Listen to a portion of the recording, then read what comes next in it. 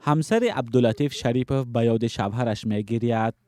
از خدمت و صداقت به کارش می‌گوید.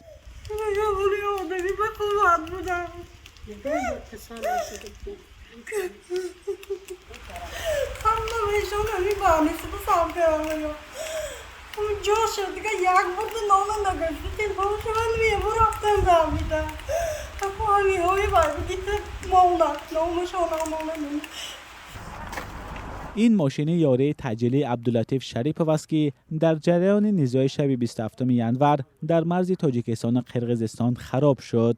گفته می شود نقلیات را با مینامیات زدند. هنگام حمله عبداللطیف شریپوف و 2 نفر دیگر داخل ماشین بودند. شریپوف 62 ساله کشته شد و همراهانش سخت جراحت برداشتند. جسد پاره شده راننده یاری تجلی را زود به خاک سپاریدند. پیوندانش گفتند سرطبیب بیمارخانه شهر اسفره در مراسم دفن وعده‌های زیاد داد.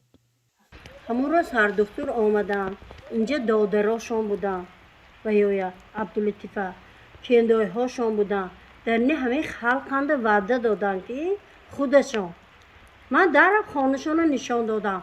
من دپوتات گفتم خودشون من دپوتات من خانجا همین در نی شهر گرفتم تیم گفتم نکرم.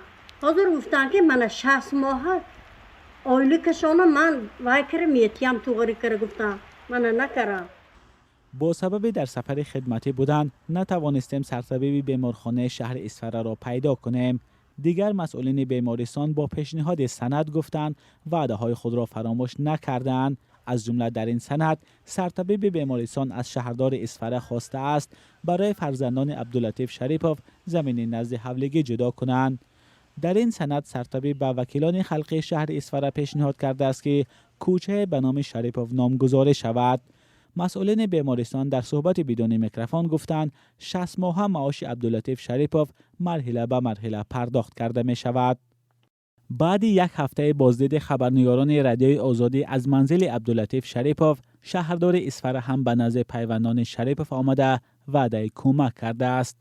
بهاءالدین بهادرزاده رئیس شهر اسفره گفته است به پیوندان عبداللطیف شریپوف زمین نزد حولگی داده شد و یکی از کوچه های شهر به نام این راننده کشته شده گذاشته می شود. اما در خبرنامه شهردار اسفره درباره پرداخت 60 ماه معاش عبداللطیف شریپوف چیزی گفتن نشده است. نه معاش 60 ماه، نه زمین نزد حولگی و نه نامگذاری کوچه عبداللطیف شریپوف را بر نمیگرداند. اما پیوندانش میگویند به خاطر پاس خدمت‌های 10 ساله او در بیمارستان مقامات باید به وعده خود عمل کنند. مولا رجب یوسفی، فرزان محمدی، آزادی، شهر اسفره.